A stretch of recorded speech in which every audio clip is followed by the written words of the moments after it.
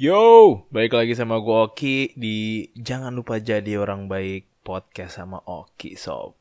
Sob, udah sebulan lebih kali gue, 2 bulan gue nggak bikin episode baru dan sekarang di tanggal 27 Januari ini gue mau bikin dan kayaknya gue nggak bisa bikin setiap hari gitu kan. Gue tadinya kayak pengen banget bikin tiap hari episode, bikin tiap hari, cuman dengan kesibukan gue, dengan pekerjaan gue, catering gue, dan keinginan gue untuk bikin catering ini jadi apa ya, jadi yang next level gitu ya. Kayak gue pengen lebih besar lagi aja catering ini. Gue jadi apa, agak tertunda dengan apa, episode-episode podcast gue. Dan juga Cia istri gue sudah hamil. Dia jalan sekarang 3 minggu, jalan ke 4 minggu. Kok 4 minggu sih, 4 bulan. Sekarang 12 minggu, jalan ke minggu ke 13. Dan itu juga nanti gue juga mau ceritain kayak betapa bahagianya gue juga. Dan pada saat bahagianya gue juga pengen cerita, omanya Cia juga apa, dipanggil Tuhan di hari, tepat di hari yang dimana kita tahu, gua dan Cia tahu kalau Cia hamil. Dan apa ya, Desember kemarin itu bulan yang agak lumayan, apa ya, kita senang tapi kita sedih juga gitu. Dan sekarang hari ini, kenapa sih gue mau bikin hari ini banget gitu ya, tadi gue mau nunggu sampai Februari awal jadi kayak tanggalnya bagus aja gitu, cuman kayak hari ini salah satu idola, bagi kalian para pemain basket, bagi kalian para, nggak harus pemain basket sih, cuman kayak para idola orang-orang lah ya, yaitu Kobe Bryant dan anaknya yang kedua kalau nggak salah, Gigi Bryant, itu meninggal karena kecelakaan helikopter. Nah, di sini gue nggak mau ngomongin kayak gue kenal Kobe Bryant, gue kenal Gigi Bryant, atau gue kenal any NBA players gitu ya. No, gue nggak kenal mereka. Cuman gue mau ngomongin how much impact yang mereka tinggalkan gitu loh. Kobe Bryant itu, untuk bagi kalian yang nggak nonton NBA, atau nggak main basket, atau nggak tahu Kobe Bryant itu siapa, ini adalah orang yang benar-benar dedikasinya luar biasa, dan dedikasinya dia itu untuk permainan basketball ini. Cara dia apa ya? Cara dia bekerja keras untuk menjadi yang terbaik. Dia adalah apa, salah satu scorer terbaik di NBA. Yang tadinya nomor 3 sekarang jadi nomor 4 karena sudah dilewatin LeBron James. Apa ya? Dia sebuah icon. Dia bukan hanya seseorang yang bermain basket di NBA selama 20 musim gitu loh. Kayak yang pengen gue omongin itu lebih ke arah orang ini setelah meninggal di umurnya yang ke-41, dia meninggalkan sebuah legacy yang dimana kita tahu kalau apa ya, orang ini tuh sudah membantu banyak orang dengan apapun yang dia lakukan, dengan semangatnya di basket, membuat orang terinspirasi untuk bisa main basket, untuk mau main basket. Dan nggak sedikit orang yang masuk dan apa, kayak mengincar, gue mau masuk NBA karena gue pengen jadi Kobe Bryant gitu loh. Dan apa ya, gue pengen apa, ngomong ini secara general. Jadi orang-orang yang nggak begitu ngerti basket juga apa, juga betapa betapa gokilnya Kobe Bryant ini gitu loh. Dan sebenarnya kayak itu yang pengen gue tuju dari hidup gue gitu loh. Gue pada saat nantinya gue nggak ada, pada saat nantinya gue dipanggil Tuhan, dan udah waktunya gue dipanggil Tuhan, gue meninggalkan sesuatu yang dimana apa ya, sesuatu yang bikin orang yang kayak gue mau jadi Oki, gue mau apa, membantu orang, Walaupun sekarang gue belum banyak bantu orang, hanya cuman segelintir atau lingkaran kecil gue sekarang, pertemanan gue, beberapa keluarga gitu, dan gue mau menjadi suami yang terbaik untuk Cia, dan anak yang terbaik dari orang tua gue, atau adik dari kakak gue, atau kakak dari adik gue, dan yang nantinya puji Tuhan, semoga gue menjadi ayah yang terbaik buat anak-anak gue gitu. Cuman gue mau membuat sebuah legacy juga atas nama gue sendiri, yang dimana gue bisa pergi dengan tenang dan bilang sama diri gue sendiri waktu nanti gue jadi setan gitu ya, atau jadi hantu bentar selama 40 hari gitu, kayak gue gentayangan dan ngelihat orang-orang ini tersentuh atas apa yang gue lakukan, atas karya yang udah gue berikan gitu loh. Gue akan menuju ke sana, dan gue akan terus-terusan menuju ke sana sampai nantinya kalian mendengar ini pada saat gue belum terkenal, atau katakanlah terkenal ya, karena gue butuh terkenal untuk bisa membantu banyak orang. Gue nggak peduli, jujur gue nggak peduli dengan apa yang namanya fame, ketenaran, dan orang-orang teriak-teriakin nama gue kalau gue lagi ke mall gitu. No, gue nggak peduli gitu loh. Gue peduli sama orang-orang yang mau ke gue dan minta bantuan gue untuk kayak gimana ya caranya ya kalau kayak gini ya. Gue akan membantu lo gitu loh. Dan itu kayak jalannya bareng-bareng, soalnya lo nggak bisa membantu ratusan jutaan orang tapi lo nggak dikenal gitu. Dalam artian orang akan dengan mudahnya mempercayai orang yang terkenal. Belum tentu dia benar atau salah ya. Cuman kalau lo ngelihat seseorang yang terkenal, katakanlah siapa, Jokowi misalkan, Jokowi presiden kita gitu loh. Apapun yang dia katakan, kita mendukung dia. Kita percaya dengan apa yang dia lakukan, dan kita percaya kalau dia berusaha untuk yang namanya membangun negeri ini menjadi yang lebih baik gitu. Atau misalkan yang terkenal siapa lagi sih, kata Atta Halilintar deh, nggak usah jauh-jauh, Atta Halilintar ngomong apa juga gitu ya. Ini gue ngomong bagi orang yang nggak membenci dia ya. Kita tahu semua lah, Atta punya hater yang luar biasa. But then again, dia seseorang yang tenar, seseorang yang terkenal. Lo tau nggak betapa banyaknya orang yang menggunakan merchandise dia itu, baju atau hoodie-nya dia yang AHA itu gitu. Itu banyak banget, dan banyak banget orang yang pengen jadi dia gitu loh. Yang gue incer bukan ketenarannya, maksud gue yang kita pelajari adalah bukan ketenarannya Atta Halilintar, tapi dampak yang Atta Halilintar bikin gitu loh untuk orang-orang ini. Mau kita bilang Atta Halilintar itu kontennya biasa aja, ya itu tergantung orang yang ngelihat dong, tergantung orang yang mendengarkan. Kalau lo merasa kontennya nggak mutu misalkan, jangan didengarkan. Cuman kalau misalkan kontennya Atta bermutu, ya silahkan dengarkan gitu loh. Itu kan masing-masing orang ya, maksud gue. Nah, gue lebih pengen ke sana gitu loh. Gue memberikan sesuatu yang menurut gue berguna buat orang lain ke depannya.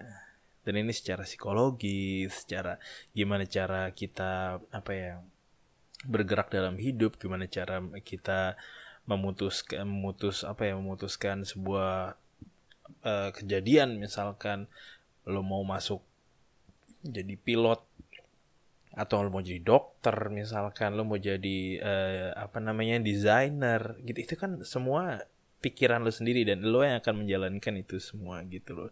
Dan gue pengen jadi seseorang yang bisa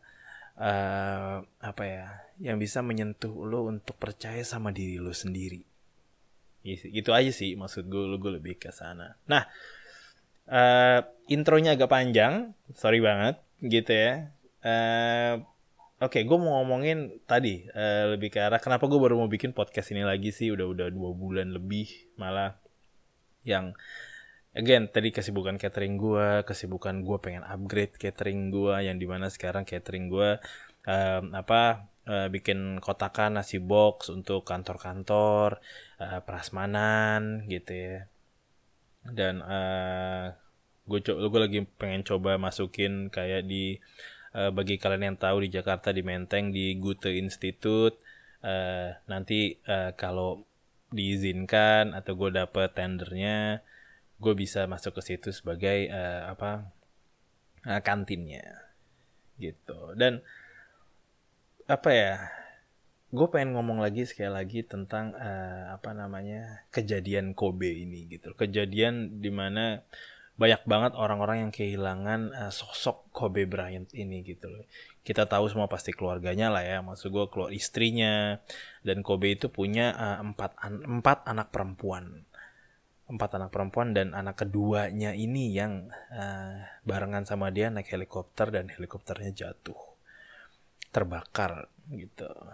Jadi tinggal sisa istrinya, anak yang pertama, ketiga, dan keempat. Yang keempat masih bayi, masih kecil banget.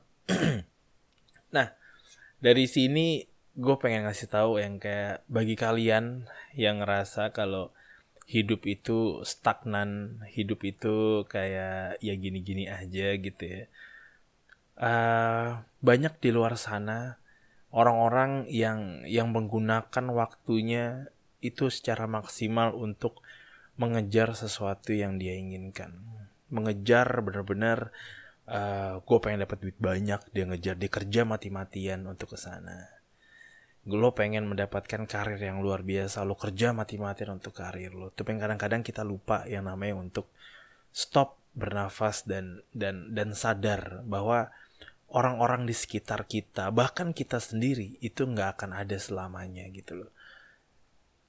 Love while you still can. Kayak apa ya? Sayangin orang-orang di sekeliling lo pada saat dia masih ada, or lo masih ada gitu loh. Dan apa ya? This is simple. Antara lo mau milih yang namanya love, cinta, atau hate, atau lo membenci aja gitu loh. Dan itu sangat simpel loh. Gue nggak bohong. Ini sangat mudah. Lo bisa hidup dengan cinta, atau lo hidup dengan kebencian. Lo hidup dengan gibah gitu ya, atau lo hidup dengan senyum. Dengan apapun orang yang lakukan gitu ya, lo tahu lo memberikan yang terbaik. Gue nggak bilang ini lo jadi orang yang lemah ya. Orang yang memaafkan, orang yang senyum dan tetap jalan terus, itu orang yang sangat kuat. Dan orang-orang lemah doang yang bilang itu lemah. Dan gue pernah baca ini kayak ada satu quote gitu yang dimana gue sangat setuju banget. Lo nggak akan pernah dikritik sama orang yang melakukan lebih dari lo. Lo hanya akan dikritik sama orang yang kurang dari lo, yang tidak melakukan apa-apa malah. Gitu. Kalau orang-orang pada kritik lo, percayalah dia ada di bawah lo. Nah, orang-orang yang ada di atas lo itu akan ngejar terus impiannya. Dan itu yang pengen gue tanemin. Dan itu emang yang gue sama Cia juga pikirkan gitu. Maksud gue yang kayak kita berdua gimana caranya untuk bisa menjadi berkat buat orang lain. Cia dengan acara gerejanya gitu ya, dengan dia selalu melayani sebisa mungkin.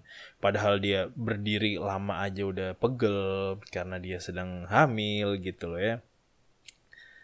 Dan dia selalu ada buat teman-temannya kalau mau cerita. Dan little things kayak gitu yang kita lakukan.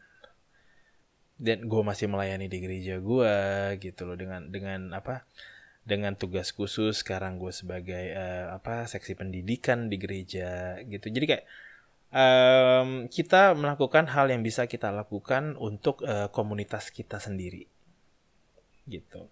Dan sekarang gue pengen lebih dari itu. Gue pengen satu Indonesia tahu gue, dan gue bisa menyentuh banyak platformnya lebih besar lagi gitu. Orang-orang kuat itulah orang-orang yang mencintai, orang-orang yang memberikan rasa sayangnya, orang yang memberikan inspirasi ke orang lain, orang-orang yang membangun dan membawa bareng-bareng. Ayo kita sukses bareng gitu loh. Orang-orang yang kerjaannya yang kayak benci-bencian, orang yang kayak nyimpan dendam, orang-orang kayak gitu tuh, I'm sorry, cuman nggak ada gunanya lu hidup gitu, nggak ada gunanya untuk kalau lu ngancurin hidup orang lain. Gue nggak peduli kayak betapa kacaunya hidup lo, ya. Lo mau keadaan rumah lo kacau, gue nggak peduli dengan situasi lo yang sekarang. Lo nggak punya duit, lo punya duit. Lo nggak disayang orang tua, lo disayang orang tua. Lo nggak punya pasangan, lo punya pasangan, gitu ya.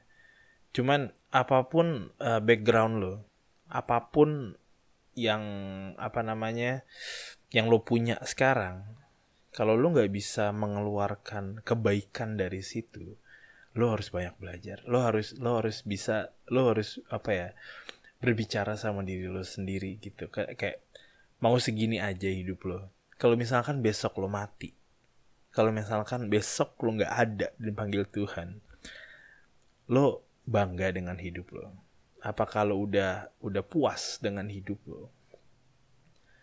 Gue bisa bilang kalau gue besok dipanggil Tuhan, amit-amit ya bang bayi gitu ya, gue cukup puas dengan hidup gue. Gue merasa gue cukup membantu. Gue merasa dengan perkembangan kepala gue sendiri, kehidupan pribadi gue sendiri, gue cukup jalan-jalan, gue keliling-keliling, gue melakukan hal-hal yang gue takutkan. Gue udah berusaha semaksimal mungkin untuk menjadi diri gue sendiri, sembari gue menyentuh, menginspirasi orang lain gitu. Dan apapun itu yang lo lakukan, sekali lagi, hidup lo tuh nggak sendiri. Kayak lo nggak bisa berpikir kalau lo hanya hidup sendiri di dunia ini. Kayak lo merasa kayak lo harus dikasihanin, lo ngerasa kalau lo yang paling kacau hidupnya, lo ngerasa kalau semuanya tuh kenapa sih kayak gini, kenapa sih gue yang paling kacau, kenapa lo pada enak jalan-jalan, kenapa ini, kenapa itu, kenapa ini, kenapa itu. Stop lah, stop. Orang-orang punya waktunya sendiri, lo punya waktunya sendiri. Apapun yang lo lakukan itu ada alasannya. Apapun yang sedang terjadi dalam hidup lo itu ada alasannya gitu loh. Contoh terbaiknya adalah gue sendiri deh. Sekarang gue lagi di dalam kondisi finansial yang kacaunya luar biasa. Cuman karena keadaan kondisi finansial ini, gue jadi harus belajar yang dimana nanti kalau lo udah punya duit banyak gitu, dan gue akan punya duit banyak, dan dimana itu semua terjadi, lo akan tahu apa yang akan lo lakukan gitu loh. Lo tahu gimana cara muterin duit, lo tahu gimana caranya nyimpen, dalam artian menjaga duit itu biar nggak habis, gimana caranya. Itu semua gue tahu sekarang. Karena apa? Karena gue sekarang nggak punya duit, dan gue lagi berusaha maksimal luar biasa untuk bisa mendapatkan keadaan finansial yang cukup gitu. Dan semua itu butuh proses. Sama dengan kalian, yang dimana sekarang kenapa gaji lo cuma 3 juta, kenapa gaji lo cuma 4 juta, padahal lo kerja udah 2 tahun, UMR aja udah 3,5 juta, kenapa gaji gue UMR, padahal gue udah lulusan S1, padahal A, padahal B. Itu semua adalah proses. Begitu lo sadar gitu ya, begitu lo sadar kalau proses ini tuh setiap proses akan mulai dan akan berakhir. Dan proses lo yang sekarang itu akan berakhir nantinya. Dan lo akan memulai suatu proses yang baru. Nah, pilihan lo cuma 2 gitu. Lo mau benci dengan proses itu atau lo mau menikmati proses itu. Karena ujung-ujungnya seperti layaknya roda, itu akan berputar. Yang tadinya di bawah akan di atas, yang tadinya di atas akan di bawah. Apapun yang terjadi, semua akan berakhir. Dan gue percaya itu. Kenapa gue bisa agak lebih tenangan? Karena gue percaya dengan Tuhan. Karena apapun kalau gue bingung, gue akan larinya ke Tuhan. Gue akan berdoa, gue akan ke gereja, gue akan bertanya Kayak gue bukan bertanya atau meminta untuk kapan ini akan berakhir, cuman gue selalu berbicara atau gue selalu gue selalu berdoa ke Tuhan itu layaknya Tuhan itu adalah teman gue gitu. Jadi bagi masyarakat Kristiani di luar sana atau Katolik di luar sana yang percaya kalau lo takut sama Tuhan, gue jujur gue nggak takut sama Tuhan karena Tuhan adalah teman gue nggak bisa percaya sama gue yang apa yang gue takutin gitu loh. Tuhan adalah pegangan gue. Nah di sini yang bikin gue tenang itu adalah Tuhan. Gue percaya kalau ini semua masalah cobaan ini semua yang udah bertahun-tahun gue alamin dan keluarga gue alamin akan berakhir pada nantinya. Tugas gue hanya bekerja keras dan berdoa. Dan gue mempunyai sebuah iman yang tahu kalau semua ini akan indah pada waktunya. Sampai sini aja episode kali ini sob. Ya kan? Untuk nextnya gue pengen bikin ini baru lagi sih, kayak intro baru gitu ya, yang sesuai, karena intro-intro yang sebelumnya tuh kayak yang pertama jadi gede, terus begitu masuk ke kontennya jadi kecil, audionya maksudnya gitu ya, kayak please gue masih belajar di bidang ini gitu ya, walaupun udah 2 bulan 3 bulan sekarang gue bikin podcast. Nggak ada waktu yang berhenti, dan gue pengen tetap belajar terus menerus, gue nggak akan puas. Dan apapun yang nantinya yang akan gue omongin terus, gue juga pengen banget ke YouTube sekali lagi, dan semoga itu berhasil. Dan doanya dari kalian untuk istri gue yang sedang hamil, semoga dia sehat-sehat saja, dan janin di perutnya juga sehat-sehat saja. Dan nantinya di bulan Agustus kalau nggak salah harusnya akan melahirkan. Mau cowok mau cewek itu urusan Tuhan. Tugas gue adalah merawat dia semaksimal mungkin. Thank you and I'll see you around. Peace.